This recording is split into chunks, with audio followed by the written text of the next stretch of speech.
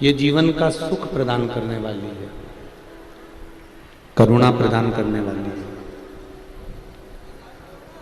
तेरी कृपा बिना न हिले एक भी अणु, लेते हैं श्वास तेरी कृपा से तनु। बखान क्या करूं मैं राखों के ढेर का, चपटी बहुत में खजाना कुबेर का। ये शिव की कृपा से मिला हुआ।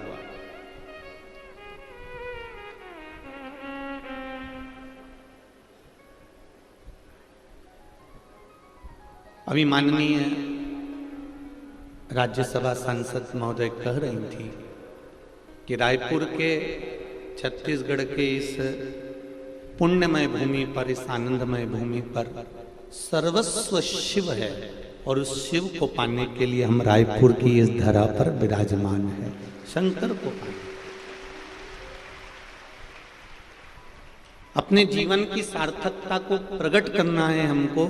जो मनुष्य की देह मिली है, जिस कारण से मिली है, वो कारण आपको बार बार हम कथाओं में कहते हैं कि दो कारणों से मानव का शरीर मिला है। एक भगवान का भजन करने के लिए और दूसरे नंबर पर है अपने कर्म का भोग भोगने के लिए। ये दो कारण हमारे जीवन में हैं और इन दोनों कारणों से हमें जो मानव की देह मिली है, इस मानव की देह को हमें परमात्मा की भक्ति के साथ में अपना कर्म करते हुए, अपने कर्म से हमको पीछे नहीं हटना है।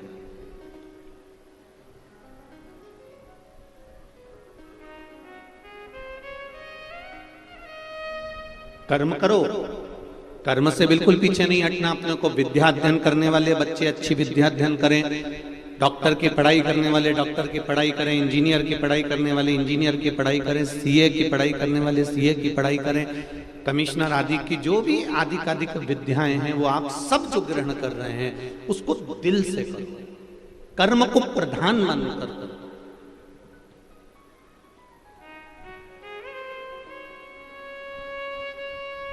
पर कर्म को प्रधान मानकर अगर आप आगे बढ़ रहे हो और कर रहे हो तो उसमें एक काम जरूर करना कि अपने कर्म के साथ में विश्वास को भी जागृत रखना।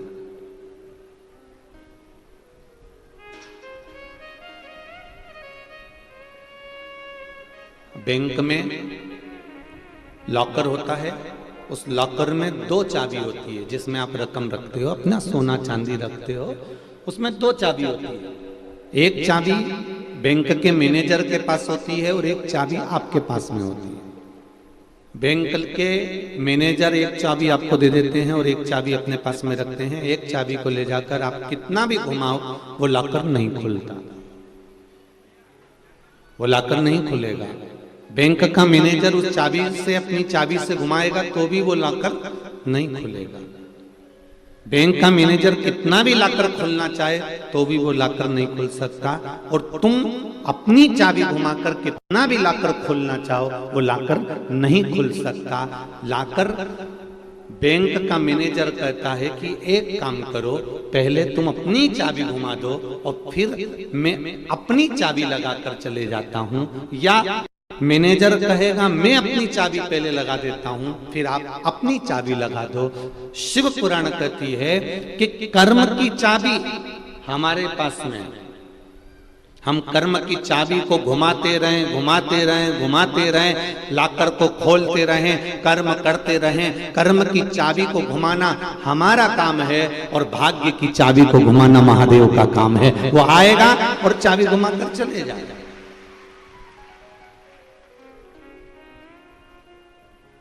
वो आएगा और चाबी घुमाएगा। आप कर्म की चाबी घुमाइए, और आप अगर कर्म की चाबी घुमाते रहोगे, आप कर्म करते रहोगे तो एक ना एक दिन भाग्य की चाबी तो मेरा महादेव घुमा कर ही रहेगा। ये निश्चित है।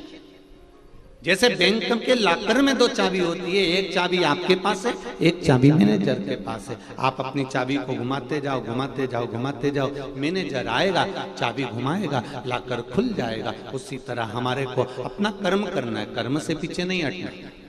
मेरा बेटियों से भी निवेदन है, आप अगर विद्या अध्ययन कर रही हो, अपना काम कर रही हो, अपना कर्म कर रही हो, तो मेरी बेटियों से निवेदन है, चाहे कितना भी कोई कितना भी रंग ढंग दिखाए, चाहे कोई कितना भी रूप रंग दिखाए, चाहे कोई कितना भी अपनी बॉडी शॉडी दिखाए, मेरा पढ़ने वाली बेटियों से निवेदन है, तुम अपने कर्म को करते रहना, इनकी ओर ध्यान मत देना, नहीं तो मालूम पड़े आड़े टेढ़े के चक्कर में फंस जाओगी और जिंदगी नरक कर बैठोगी। अपने कर्म की चाबी को घुमाते रहो, अपनी विद्या अध्ययन करते रहो।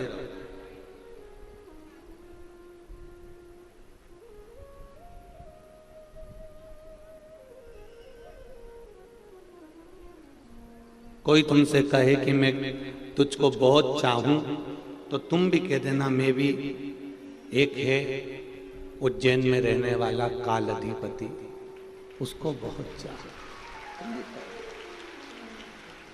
मेरी भी चाहत, मेरा भी स्नेह उसके प्रति है।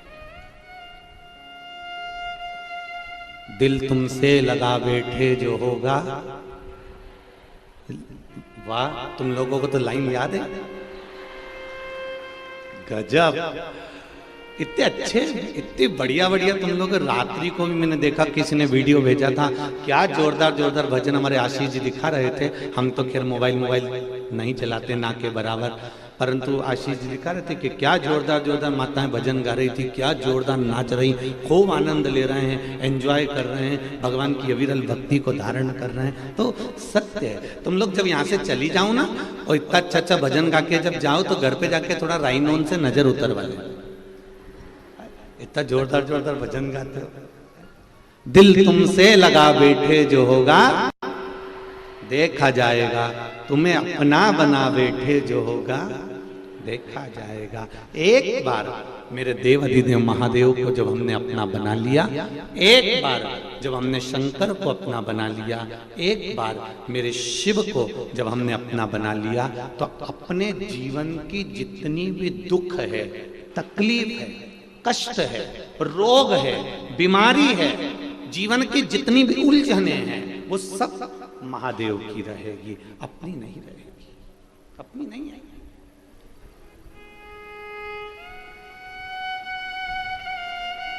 अपनी उलझने समाप्त। देखो, आप जिससे प्रेम करते हो ना, स्नेह करते हो ना, तो आपके मोबाइल का बैलेंस भी वही डलवाता है।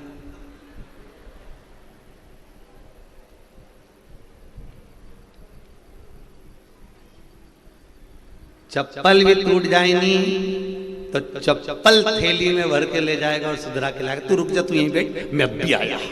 उन्हें गाड़ी दौड़ाई, उन्हें चप्पल सुधार के लाया।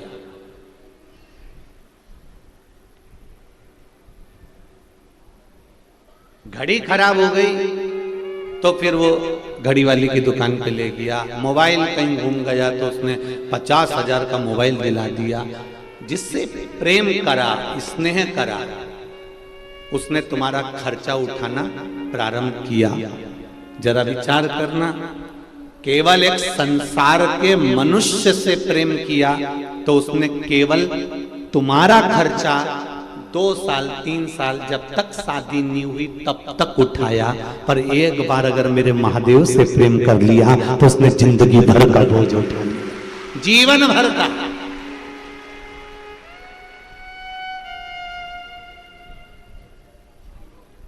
हम उसके भरोसे पर जी।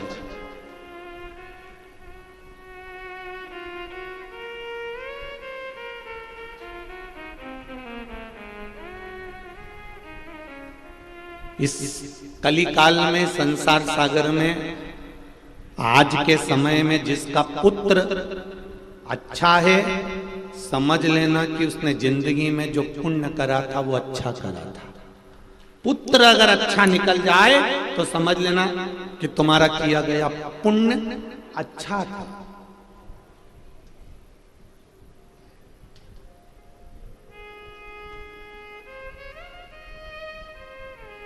नहीं तो आज के जमाने में घर के बुढ़े, घर के बुजुर्ग चलते हैं वॉकर लेकर, और घर के पुत्र चलते हैं कुत्ते की सांकल लेकर।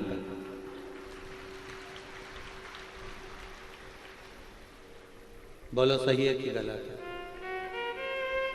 नहीं, अगर किसी को काली मिर्ची लगे तो उसमें कोई दिक्कत वाली बात नहीं हो, पर समझना है हमको, उस बात को अपने स्मरण में रखना है हमको, बहुत सावधानी से विचार करना।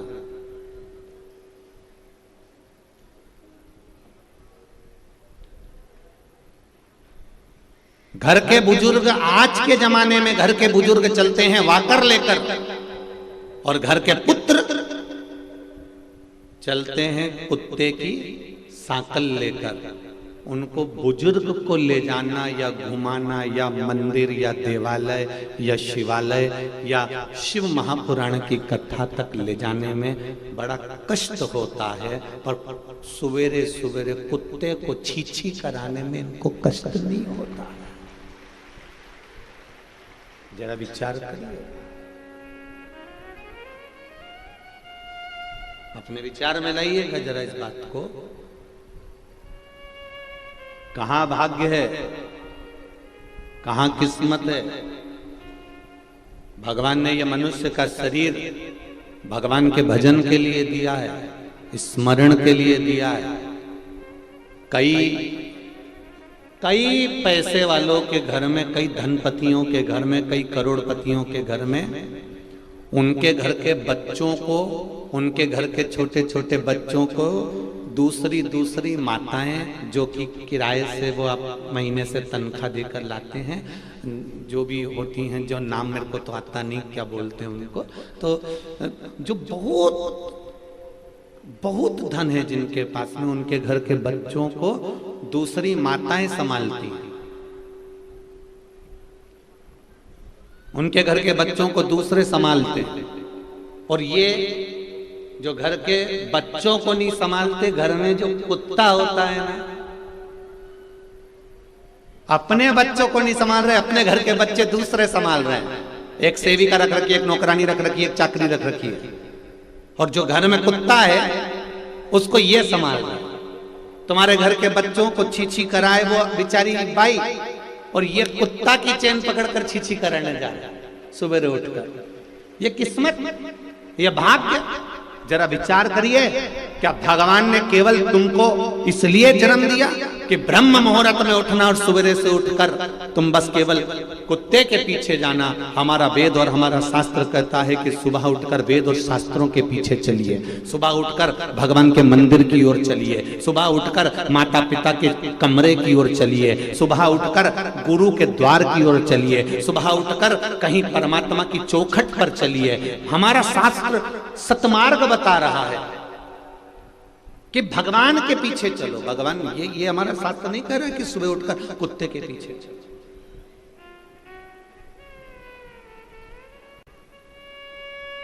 अगर तुम्हारा पुत्र अच्छा है, तुम्हारा बेटा अच्छा है, तो समझ लेना कि तुम्हारा पुण्य अच्छा था। तुमने जो पुण्य करा, तुमने जो दान करा, तुमने जो सत्कर्म करा, जो तुमने भजन करा, जो तुमने कीर्तन करा, वो श्रेष्ठ था। उसमें कोई छल नहीं, कोई कपट नहीं, कोई बेईमानी नहीं थी।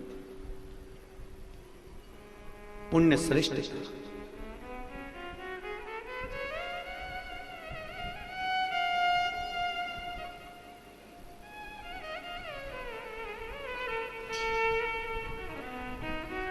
महाराज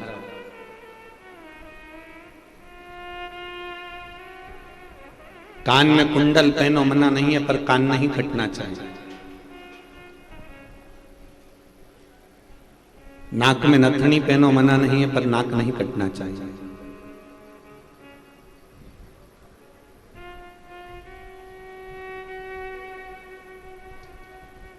संसार में खूब दिल से रहो, परिवार में खूब खुश होकर रहो, पर निवेदन है भजन नहीं छूटना चाहिए।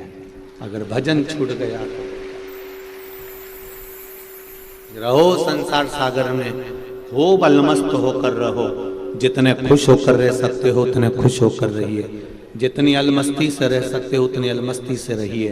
ये मानव का शरीर केवल रोने के लिए नहीं मिला है या बोझा ढोने के लिए नहीं मिला है, ये मानव का शरीर भगवान का भजन करने के लिए, स्मरण करने के लिए मिला है। इसको सतमार्ग की ओर लेकर चलो।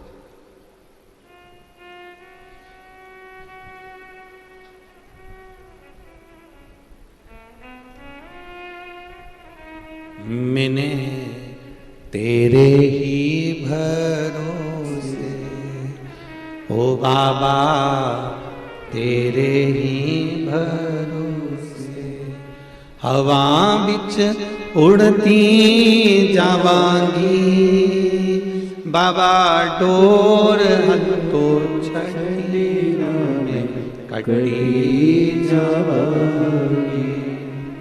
भोले मैं तेरी पतंग, सतगुरु मैं तेरी पतंग, हवा बिच उड़ती जावांगी, बाबा डोर हथो छड़ी ना मैं कटी जावांगी। भोले मैं तेरी पतंग। हमारा जीवन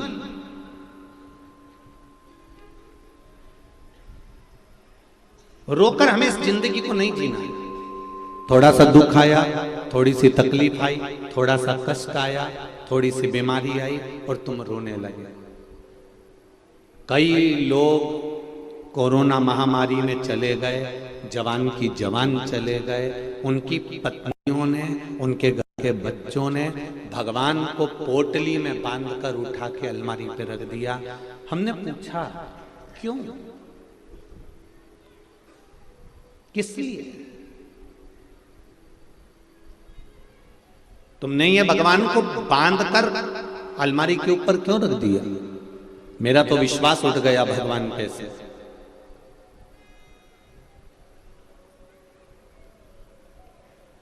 मेरा तो विश्वास उठ गया भगवान पे से। एक बात आपसे कहना चाहेंगे, बहुत ध्यान से सुनना। एक लड़के को मोहल्ले के लोग खूब डंडे से और हाथ से मार रहे थे। आप पहुंचे और आपने पहुंचकर देखा कि एक लड़के को सब लोग मिलके मार रहे हैं, तो आप क्या करोगे? अरे बेचारा लड़का है रे, इसको क्यों मार रहा है? बोलो सही है कि गलत है? ये बेचारा लड़का, एक अकेला लड़का, और पूरे मोहल्ले के लोग मार रहे हैं। कोई डंडे से, कोई जूते से, कोई चप्पल से, कोई बताओ मारे जा रहे हैं। तो तुम क्या करोगे? तुम्हें दया आएगी कि नहीं आएगी? बोलो, जम के बोलो जरा, आएगी ना दया कि एक लड़के को इतने सारे लोग मिलके मार रहे हैं? कितनी दया आई।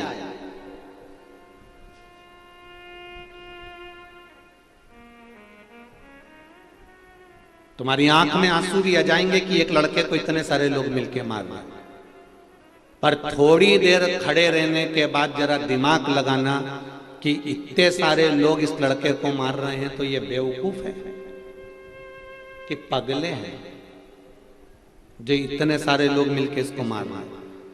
थोड़ी देर खड़े होकर तब पूछो, क्यों भैया इसको क्यों मार रहे हो? तब कोई बताएगा एक छोटी सी कन्या के साथ में, छोटी सी बच्ची के साथ में, 3 वर्ष की बेटी, और उसके साथ इसने गलत कृत्य कर दिया। अब तुम क्या करोगी? तुम भी पांव में से चप्पल निकाल के और 2-4 दोगी कि नहीं दोगी? अरे बोलो तो जम के कि एक छोटी सी कन्या के साथ में, छोटी सी बच्ची के साथ में गलत कर्म कर रहा, तुमने उठाया और तुमने भी मारना चालू कर दिया। अर्थात हम आदि फिल्म देख पाते हैं और आधी फिल्म में हमको दया आ जाती है। कोई कोरोना में मर गया, आपने भगवान को भरा, अलमारी के ऊपर रख दिया, मेरा विश्वास उठ गया, मैं भगवान को नहीं मानती, मैं परमात्मा को नहीं मानती। बताओ बेचारे भगवान ने मेरे पिताजी को मार दिया, बताओ भगवान ने ऐसा कर दिया, मेरे पति को मार दिया। परमात्मा कभी किसी को नहीं मारता। शिव महापुराण की कथा कहती है ये तो पूर्व के कर्म का भोग भोगने के लिए मनुष्य की देह मिली है। कब, किसको, कैसे जाना है, यह परमात्मा जानता है। हम आधी फिल्म में दुख व्यक्त कर रहे हैं। हम तो बस जाके खड़े हुए और हमें लड़के पर दया आ गई, इसको बताओ क्यों मार रहे हैं। उसी तरह हमको दया आ गई, मेरा पति चले गया, मेरा पिता चले गया, मेरा भाई चले गया, मेरा कुटुंब भी चले गया, भगवान ने ऐसा कर दिया, मैंने तो भगवान की इतनी पूजन करी थी, मैंने तो इतनी आराधना करी थी। तुमने सब कुछ करा, पर तुम आधी फिल्म देख रहे हो। तुम्हें इससे पहले का नहीं मालूम कि इसके पहले जो जन्म हुआ था, उस जन्म में इसने क्या करा था, ये तुमको नहीं है अंदाजा। उस कर्म के कारण मनुष्य को भोगना है और भोगने के बाद परमात्मा के द्वार जाना है। जन्म, मरण और परण, ये तीन मेरे महादेव के हाथ में है। कब किसको प्राण लेना है, कब किसको प्राण देना है और कब किसका विवाह करवाना है, ये महादेव जानते हैं। हमें इसका अंदाजा नहीं रहता। हम तो दुख मनाते हैं, पिताजी चले गए, हमें दुख मनाना पड़ता है कि पति चले गए, हमें दुख मनाना पड़ता है कि पत्नी चली गई, हमें दुख मनाना पड़ता है कि ये चले गया, हमें दुख मनाना पड़ रहा है कि ये चले गया। पर हमें अंदाजा नहीं है कि पूर्व का कर्म का भोग इसने भोगा है और कर्म का भोग भोगने के बाद ये गया है।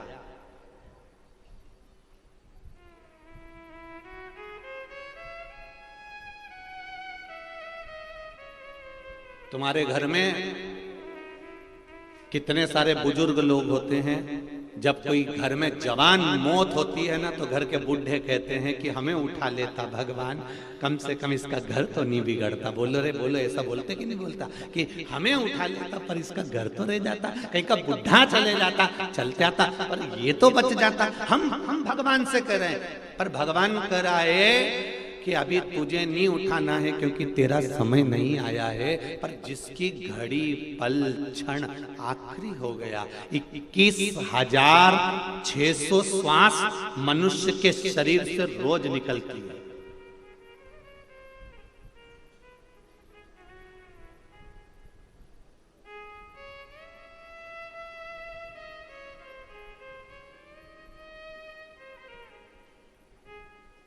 रोज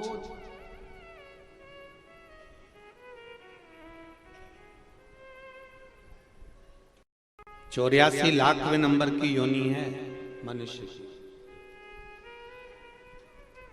कौन सा नंबर पे हो? 84 लाख योनियां काटने के बाद ये मानव की देह मिली है। ये निंदा करने के लिए या चुगली करने के लिए या बुराई करने के लिए या गलत काम करने के लिए नहीं मिली। 84 लाख योनियों के धक्के खाने के बाद मानव का शरीर मिला। 83,99,999 योनियां छोड़ने के बाद 84 लाखवें नंबर की योनि है मनुष्य की। इतनी योनियां निकली तब ये मानव का शरीर मिला। कितने कीमती हो तुम सब, जरा विचार तो करो।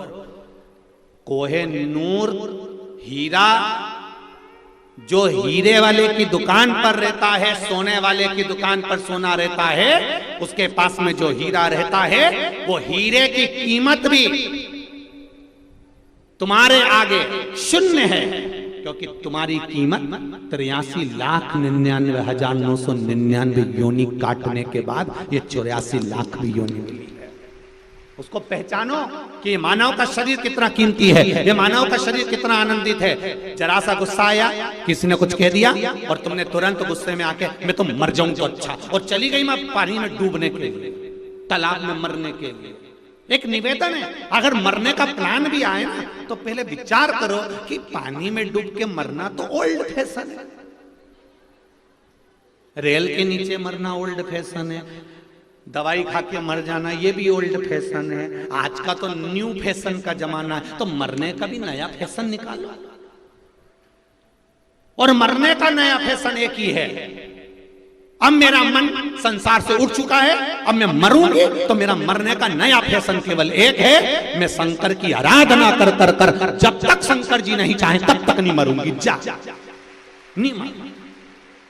चाहे पति कितनी भी जिद दिलाए, चाहे ससुराल वाले कितनी भी जिद दिलाएं, चाहे कुटुंब रिश्तेदार कितना भी जिद दिलाएं, चाहे कर्जे में लदालूम हो गया हो, चाहे कितना भी घाटा हो गया हो, चाहे जिंदगी का सारा दुख तेरे सिर पर आके पड़ गया हो, तो भी हमको मरना नहीं है। हम क्यों मरे?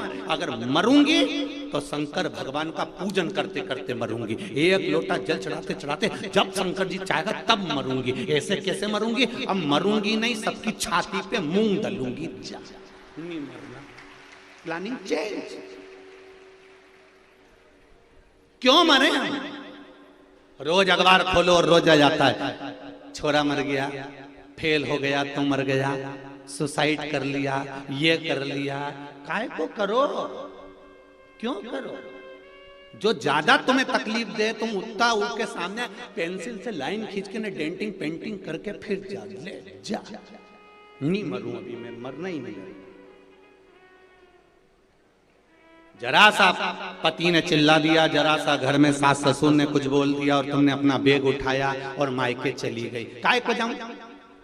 तुम्हारे पिताजी ने दिल से तुमको विदा करा है, उस पिता को ससुराल की जरा जरा सी बात बताओगे तो पिता कितना दुखी होगा, जरा विचार करिए। बाबुल कितना दुखी होगा, जरा विचार करिए। नहीं जाना, जरा जरा सा विवाद हो तो भी अपन को अपने मायके नहीं जाना, यहीं रहूंगी मैं तो बस। और जितनी ज्यादा लड़ाई हो उतनी जोरदार रोटी बनाओ और उसमें घी लगा के नमक मिर्ची डाल के खा जा।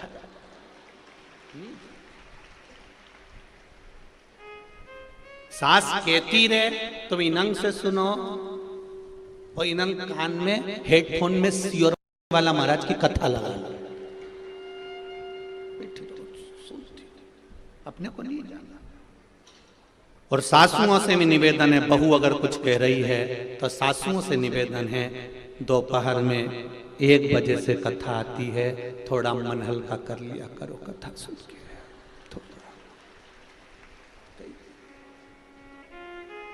अभी ये कथा पूरी हो जाएगी कल 13 तारीख को। कल का कथा का जो समय है वो सुबह 10 बजे से 1 बजे तक रहेगा यहाँ पर रायपुर में। सुबह 10 बजे से 1 बजे तक रायपुर में रहेगा। और टीवी पे जो कथा का समय है, जो जितने लोग आस्था चैनल पर सुन रहे हैं उनको सुनने का समय वही 1 बजे से 4 बजे तक रहेगा। तो कल जो सुबह कथा का समय है वो 10 से 1 है। सबने पूछा गुरुजी तुमने हमेशा 9 से 12 रखते थे, 8 से 11 रखते थे, 10 से 1 क्यों रख दिया? तो हमने कहा कि छत्तीसगढ़ में भीड़ भी 1 नंबर आई है, इसलिए 1 बजे ही समापन करेंगे।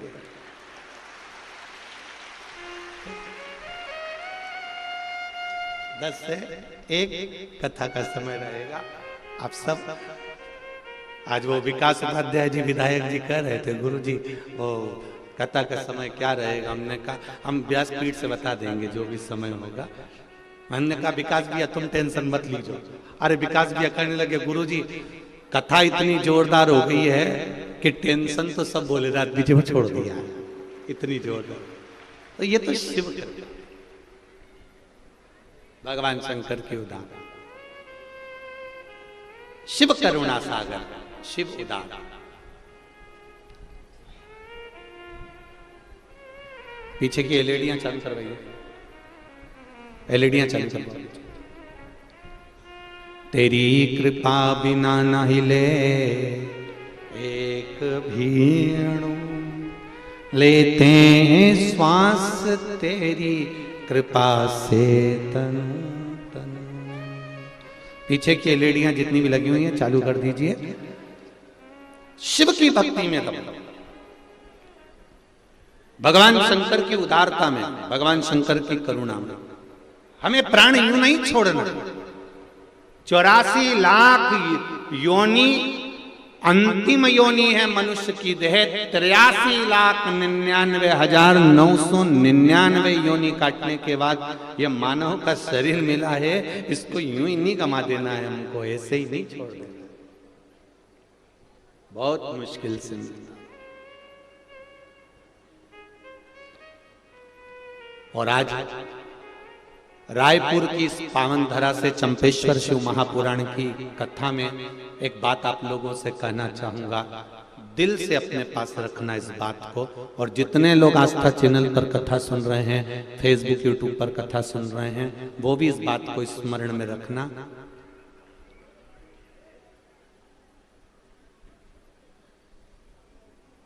जिसको आपने समय दिया, जिसको आपने समय दिया,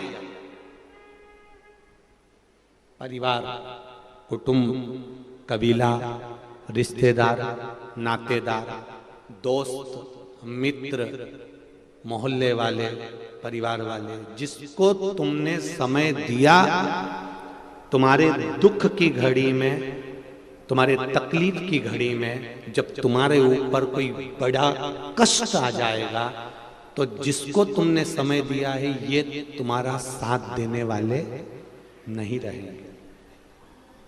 पर एक बात याद रखना, जिसको तुमने समय नहीं दिया, अपनी दुकान पर बैठे रहे, अपने काम धंधे में लगे रहे, अपने व्यापार में लगे रहे, अपने कार्य में डूबे रहे, लैपटॉप चलाते रहे, मोबाइल चलाते रहे, पर एक मिनट भी तुमने भोलेनाथ को नहीं दिया, पर तुम्हारी दुख की घड़ी में वो भोलेनाथ हर पल खड़ा मिलेगा, ये निश्चित।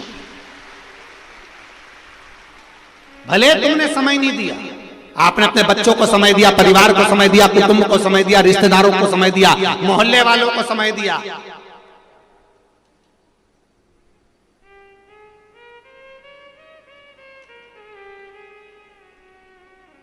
सबको समय दिया, पर भगवान के मंदिर जाने का समय नहीं है आपके पास में। एक लोटा जल शिव जी को चढ़ाने का समय नहीं है आपके पास में। आपको कहां जाना है आप पहले से निश्चित कर लेते हो, आपको क्या खाना है पहले से निश्चित कर लेते हो। मैं रायपुर जाऊंगी, वहां जाऊंगी, बाजार में जाके चौपाटी पे चाट खाऊंगी, मेरे मन में ये आया, मेरे मन में वो आया। तुम्हें क्या करना है ये तुमने पहले सोच कर रखा है। तुम अपना समय परिवार को, कुटुंब को, नातों को, रिश्तों को कमाने में, व्यापार में, व्यवसाय में, सब में लगा सकते हो, पर आपके पास में समय नहीं है तो देवाधिदेव महादेव को एक लोटा जल चढ़ाने का नहीं है। माताएं अपने अपने पतियों से कहती हैं मंदिर चले जाया करो, मेरे पास में समय नहीं है, अभी व्यापार का समय, शादी का सीजन चालू हो जाएगा, दिवाली का सीजन चालू हो जाएगा, होली का सीजन चालू हो जाएगा, सीजन तो चलता रहेगा, पर ये श्वास कब रुक जाएगी? 21,600 श्वास में से कौन सी श्वास आखिरी हो जाएगी ये किसको मालूम? ये किसको पता है कि कौन सी श्वास आखिरी है हमारी, कौन सा पल, कौन सी घड़ी आखिरी है हमारी? कमा कमा कर जोड़ कर छोड़ कर जाओगे, आखिरी में इतना बड़ा फोटो दीवार पे चिपक जाएगा और उस पे प्लास्टिक के फूल की माला टंग जाएगी, और वो माला भी जब तुम्हारे यहाँ पंखा चलेगा तो वो माला भी हवा में ऐसी हिलेगी। माला इसलिए हिलेगी कि वो मरी हुई जो अम्मा है ना, जो मरा हुआ बब्बा है ना, जो मर गए, वो भी माला हिलाकर हुंकारा भर रहे हैं कि हम भी ऐसी दुकान से आते थे, घर पे आके सो जाते थे, कमा कमा के मर गए, आखिरी में यहां टंग गए। निवेदन है, टंगना सबको है, चाहे वो सीहोर वाला महाराज हो, चाहे तुम हो, सब टंगेंगे, ये पक्का है। पर टंगने से पहले एक काम करो, शंकर भगवान के मंदिर जाना प्रारंभ करो, एक लोटा जल चढ़ाना प्रारंभ करो, शिव की आराधना करना प्रारंभ करो, भगवान की भक्ति करना प्रारंभ करो। क्यों?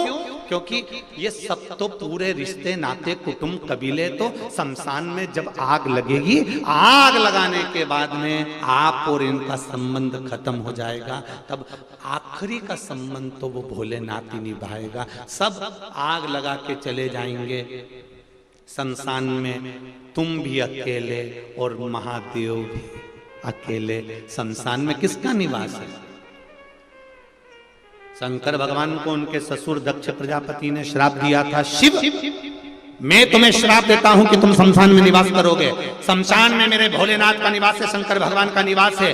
आखिरी में अंतिम समय पर अगर कोई साथ देने वाला है, सब आग लगाकर चले जाएंगे, लकड़ी कंडा सब डालकर चले जाएंगे।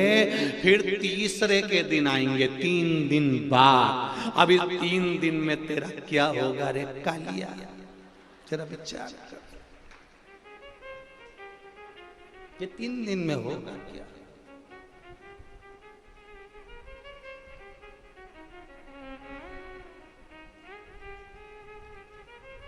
एक जरा सा काकरोच आ जाता है तो माता, और जरा सा काकरोच आया तो चिल्लाया, और परिवार वाले आग लगा के तेरे को अकेला छोड़ के चले जाएंगे, तब क्या होगा? आखिरी में शंकर जी ही मिलेंगे और शिव जी कहेंगे कि और कमला कैसी है? कमला कहेगी प्रभु क्षमा कर दो, मैं मेरे घर के पास में मंदिर था, एक लोटा पानी लेके नहीं गई। शंकर जी भी कहेंगे चिंता मत कर, 3 दिन तक ठंडी नहीं होने दूंगा। और तीसरे के दिन परिवार वाले आए, उन्होंने देखा अभी तो गर्म पड़ी है, तब परिवार वाले भी पानी डाल डाल के हड्डियों को ठंडा कर रहे हैं, रात ठंडी कर रहे हैं, तब ठंडा। जब तन से उठेगी ज्वाला, कोई पास न आने वाला। जब तन से उठेगी ज्वाला, कोई पास न आने वाला। भक्तों की सुन के पुकार रे, तू नंदी लेकर आजा। मेरे दीन बंधु भगवान रे, नंदी पर चढ़ कर आजा।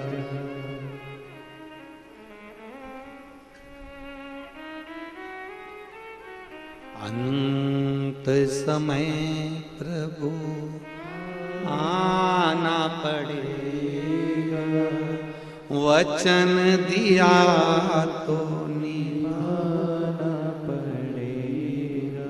आए ना आए प्रभु कुटुंब कबीरा, अंत समय प्रभु आना पड़ेगा। कोई आए ना आए, पर ये निश्चित है अंत समय में जो तुमने अच्छा कर्म किया है, अंत समय में जो तुमने भजन किया है।